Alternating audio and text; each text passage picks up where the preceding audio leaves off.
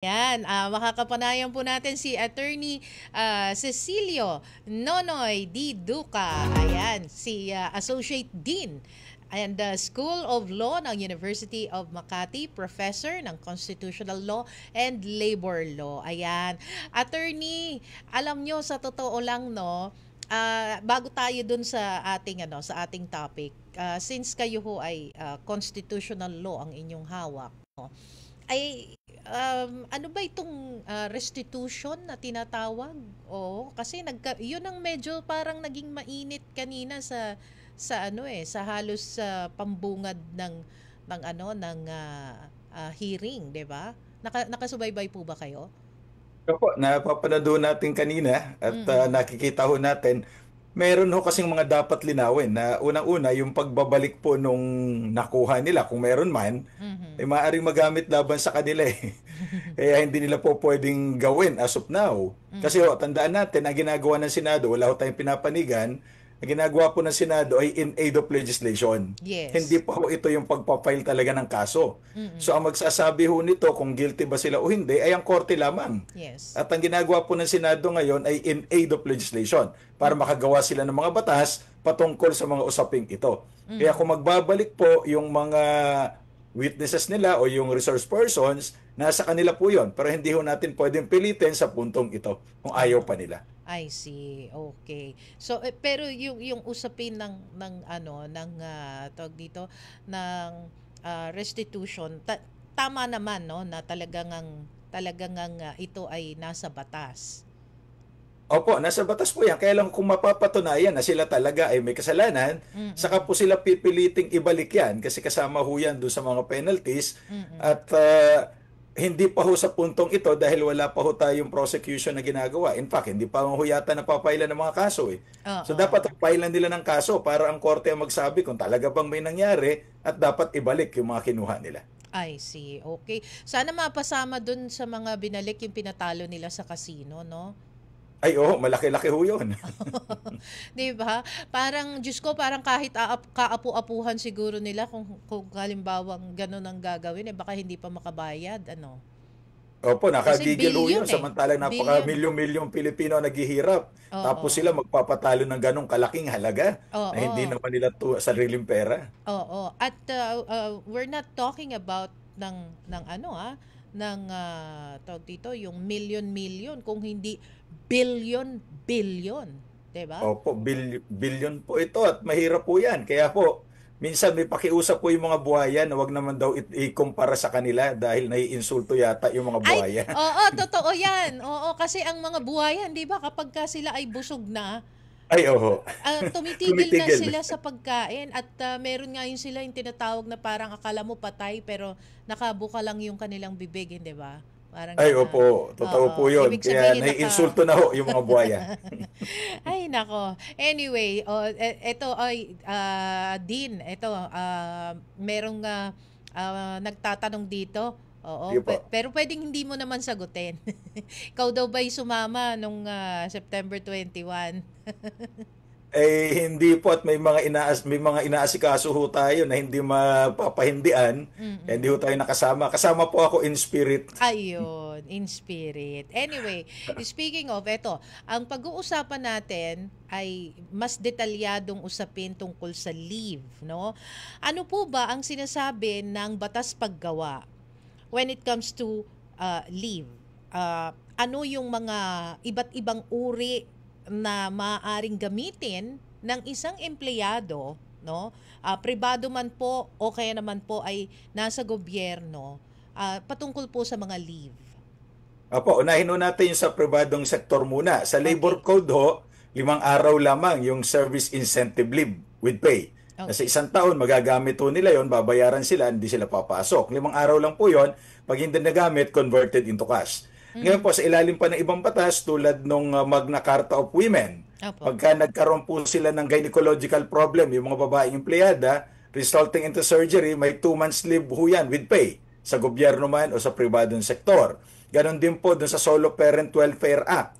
Meron po silang 7 days parental leave na kung Mhm. sila po ay solo parent at may ID, pwede ho nila magamit yon 7 araw na hindi sila papasok, may bayad po yon. Pero hindi ho converted into cash at hindi ho mag-accumulate ito pag hindi nagamit. Ganon din naman ho, yung maternity leave sa ilalim po ng Republic Act 11210, meron pong 105 days service maternity leave itong mga female employees ng mga anak, at yung mga lalaki naman po ay merong 7 working days paternity leave. Kaya lang mahigpit, sila dapat ay married and cohabiting with the wife who gave birth.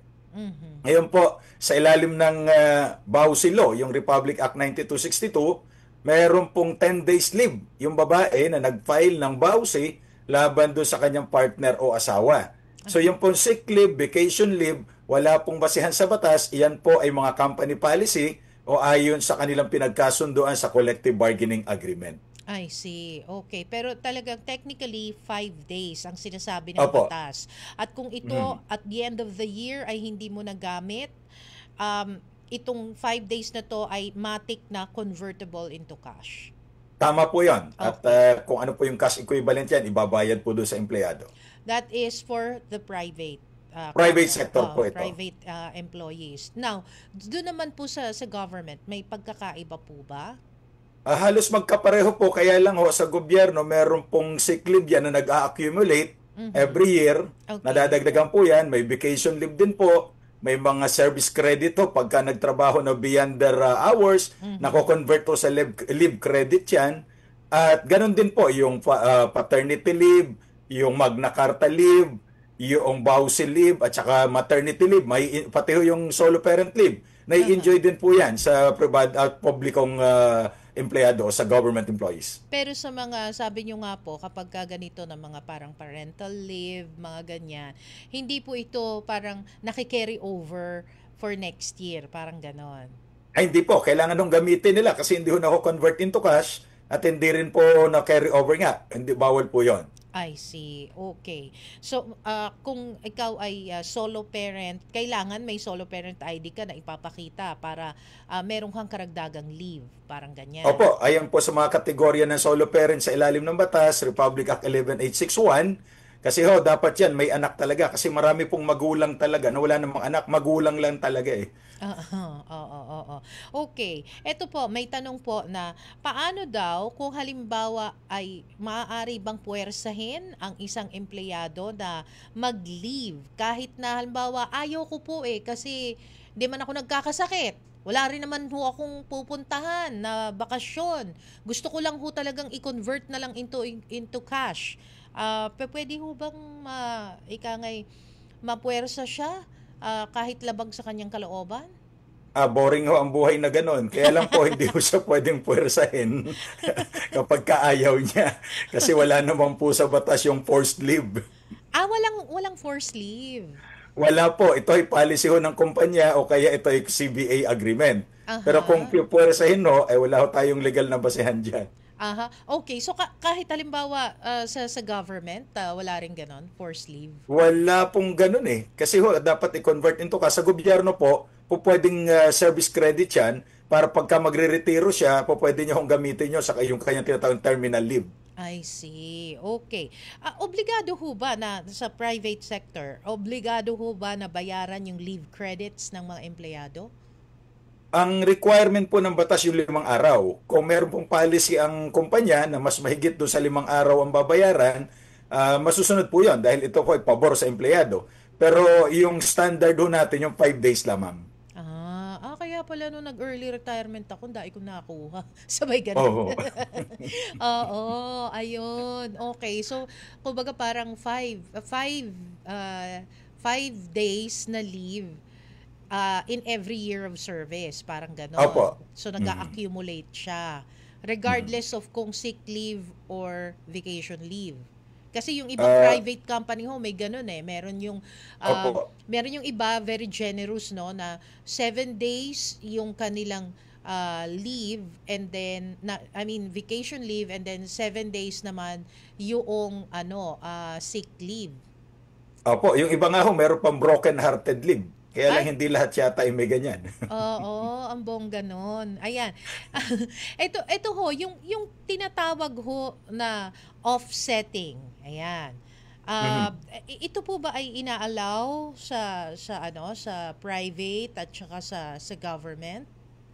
Well, po pwede naman po 'yan kung may Mm. kasunduan sila, pero at saka kung Mm. may policy ang kumpanya. Pero wala Aha. ho kasing batayan sa batas yung offsetting. So Aha. maaari naman po na pagpalitin yung kanilang rest day, pwede ho 'yon. Aha. Pero ito hong offsetting talaga sa general rule, depende ho sa agreement nila ng kumpanya at ng mga manggagawa. Oh, okay. So, wala ho bang, kumbaga parang ano ba to, yung compulsory, ano yung tawag doon? Yung, Compulsory leave ho, oo, ganun? oo, Or, oo, compulsory ah, leave, mga ganyan. parang wala pong gano'n, wala hong mandatory leave eh. Aha. May, ano to, may walang pera, may walang pera leave po ba?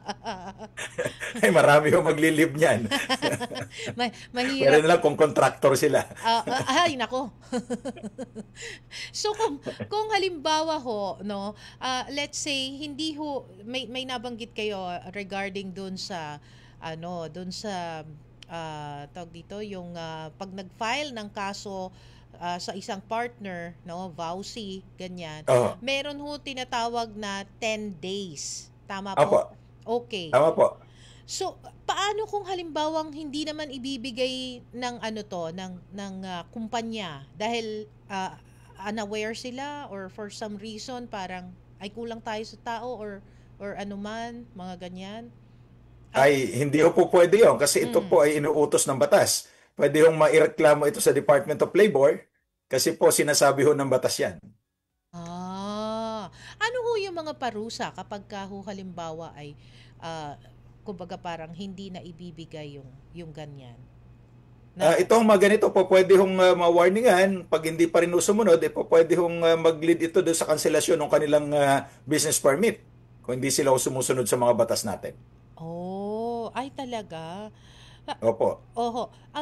Bakit ho ba sinasabi ng batas na kailangan nito, itong 10 days, additional 10 days for the yung nagsampa ng vowsy? Ito ho ay pabor doon sa babae sapagkat may mga batas ho tayo ayon doon sa ating konstitusyon at saka Mm. ayon doon sa ating pagsang-ayon sa Convention for the Elimination of All Forms of Discrimination Against Women. Kasi ho, na-abuso yung babae, kailangan niya mag-file ng kaso, natural po, absent yan. So yun ho, hindi dapat ikakarga sa absence niya, yun ho dapat ay kasama doon sa kanyang leave sa ilalim po ng Republic Act 9262. May bayad po yun. Talaga? Mm. Oh, okay. Um, Now, paano po ba kung halimbawa hindi raw po batas ang nagsasabi kundi isang memorandum order na sinasabing walang pasok halimbawa like halimbawa yun nga Mm. walang pasok sa Malacanang, pwede ho bang ika nga magkaroon po yung asunto yung employer kung halimbawang pipiliting pumasok yun pong kanilang empleyado? Ito ho ay depende ano po kasi normally ho sa private sector ang sinasabi ng gobyerno pinauubaya sa discretion ng kanilang mga employers. So ngayon po ay kung hindi naman talaga kansilado at ganun po ang deklarasyon ay po pwede hong puwersahin ang mga empleyado na pumasok. Otherwise, pwede silang madisiplina na hindi sila pumasok. Ngayon po kung talagang deklara na walang pasok at pinuwersa ang mga empleyadong pumasok, ay po pwede hong makasuhan naman itong employer. Pwera na lang po kung talagang may emergency situation na kailangan-kailangan. Kasi po, pinapayagan naman ho ang mga ganong sitwasyon sa batas natin na mapilit na magtrabaho ang mga empleyado kung hindi makakasama sa kanilang kaligtasan at kalusugan. I see, I see. Ito, what if sa government daw po? Sa gobyerno po, pag sinabi ng walang pasok, ay wala ho talagang pasok. Pero may mga exceptions po. Oo Yung mga nga, meron kasing frontliners, yung mga nakalagay. nag-a-address ng Oo, disaster, oo, oo, yan oo. po, kailangan ho talagang pumasok yan. May nakalagay kasi na however, ganyan. Mm. Oo. So talagang kailangang pumasok. But then again, Opo. pag pumasok ho yun, so kumbaga parang paano ito ipapatupad? Will it be considered as overtime? Or Well, sa gobyerno po, parang binabayaran sila ng hazard pay. Pero sa mga private sector po, ay maaaring madagdagan sila ng premium pay depende dun sa policy ng company. Kasi ah, considered po ito na non-working day. Okay. So kapag halimbawa non-working day, pwedeng wag ka nang pumasok talaga, ganon? Opo, ganun po talagang policy. Kaya alam mo, pag Aha. pumasok, may premium pay po yan. Normally, 30% ng kanilang income for 8 hours. We're talking about in private. Pero pag sa Opo. ano po, government po, paano po? Sa gobyerno, parang dun lang ho sa hazard pay nila o kaya po pwedeng ilagay ho dun sa kanilang service credit. I see. So paano ho 'yun? Paanong ika nga'y pwede bang mai-offset ito? What if yung ibinabayad na hazard pay or premium pay sa empleyado ng government ay hindi naman po halimbawa na ibibigay? Ay importante ho maibigay yan. Pag hindi ho binibigay, pwede ho mareklamo naman itong mga opisinang ito. Ay kung Aha. sa private sector po, yan ay pwedeng idulog sa Department of Labor. Ay kung sa government naman, no, ay meron naman no tayong Civil Service Commission or sa Ombudsman. Oh, okay. So ang ito pong compensatory set off or compensatory time off or Mhm. CTO. Ayan. Ano po ba ito? Could you expound on this? Ano ho bang sinasabi dito po ng civil service, sir? Okay. Mhm. Sa gobyerno po yan usually. Halimbawa po, itong mga empleyado hanggang alas 5 lang sila. Pero Oo. dahil sa importante yung kanilang mga gagawin, umaabot sila ng alas 12, pwede hong ibawas ito dun sa susunod na araw. O kaya po pwede na silang mag-leave with pay yung susunod na araw. So, i-compensate na lang po. Dahil hindi ho Oo. maiwanan yung trabaho nila. So kumbaga parang tawag dito, adjust I-offset na nila. rin po. Sa I gobyerno po yan. Sa Aha. private sector po, ang gagawin dyan, overtime pay. Wala ho kasing overtime pay ang gobyerno eh. So kaya po, pag Mm. private sector, babayaran sila ng overtime. Kung gaano katagal after 8 hours. I see. Okay. So given the scenario like this, yung mga nasa operational po let's say sabihin na natin na talagang 24/7 sila, Mm. na talagang wala din halimbawang kapalitan, 'di ba? So hindi hindi mo pwede naman sabihin na ay hindi na lang ako papasok. Kasi yun nga, operational po kayo. So, how do we go about it? Or paanong gagawin ng empleyado kapag ganoon po na halimbawa, technically, 'di ba? Mm. Suspended na ho yung work, and then kung na-suspend na ho yung work, so definitely wala nang pasok si employee, 'di ba? So Mm. logically hindi na siya papasok. Pero dahil nga operational sila, so paano po 'yun? Would it consider as CTO na tinatawag nga or yung EO Sa, offsetting? sa, sa government po pwede po yung offsetting na ganyan. Pero sa private sector ho, pwede rin naman kung may agreement sila. Ay kung wala po, babayaran itong empleyado ng overtime. Tuloy-tuloy po yung oras hanggat hindi siya umaalis doon sa trabaho niya. So Aha. tuloy-tuloy po yung overtime compensation. That's additional, normally, additional 25% doon sa Mhm. hourly rate niya for every Oo. hour after 8 hours. Okay, if there is a memo stating that halimbawa may mga alternative na mga work arrangement or such, no? Ito po ba ay Mm. masusupersede nitong memo na ito yung nakasaad sa batas? Pwede naman po, halimbawa, dineklara po na mag-work from home na lamang. Ngayon Mhm. po sa Civil Service Law, may mga ganyan no silang memorandum na Oo. pinapayagan no sila na Oo. work from home. Sa Oo. mga private sector po, minsan meron din. At Oo. meron naman po tayong batas dyan, yung Telecommuting Act na po pwede nating ma-invoke na hindi na lamang magre-report yung empleyado sa opisina, sa bahay na lang, pero doon niya gagawin yung trabaho niya. Aha. Pero kung halimbawa ho ay talagang operations and it requires you personally going to work, Mhm. masusupersede po ba ng memo na yon or kung ano pa man, yun pong sinasabi ho ng batas? Hindi po, masusunod doon dapat yung batas natin Which unless may is, mga exceptions, kung papasok doon sa exceptions. okay, so which is, ito nga po, Mm. either for the private company, they should file a overtime pay or they should pay overtime pay Oo. for the employee, and then the other naman sector naman kung nasa gobyerno nga ay they have to file a offset. Tama po. Opo, opo. Tama Ay, po yan. okay. So yun po yung sinasabi ng civil service law. Mm. I see. Okay. Nako, at least nalinawan ho tayo doon sa issue na yan, hindi ba? Oo, Oho. kasi alam nyo naman kapag ka ganito na mga panahon alam nyo yung mga minsan magli-leave, mga ganyan. Kung minsan talagang lalo na sa mga sa mga operational na talagang kuminsan si boss or sabihin na natin na sa mga private company talagang Mm. ay hindi kasi kailangan especially sa mga BPO.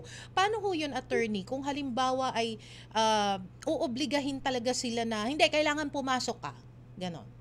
Sa Titingnan ho natin private, kung may kung hindi titin naman kung hindi sila babayaran halimbawa ng hazard pay or kung ano pa man, kasi sabi ninyo sa government lang po nagbabayad ng hazard pay. mm, So sa mga private, kung halimbawa walang mm. ganoon and inuobliga ka ni bossing na hindi kaya talagang maraming magko-calls kasi or maraming papasok na tawag ngayon. May Black Friday, may Black Friday sale sa US. So kailangan Oo. pumasok kayo, ganyan. Pwede po yun kung papasok dun sa mga exceptions tulad doon ng emergency overtime work o Mm. kaya meron po tayo sa labor code na pwede kang pilitin magtrabaho kahit rest day mo, po Mm. pwede mo nila ma-invoke kung kayang i-justify ng mga sitwasyon. Lalo po, tulad niya, may emergency or you have to take advantage of a favorable weather condition, po Oo. pwede po yon. I Basta see. papasok dun sa mga exceptions sa labor code. I see.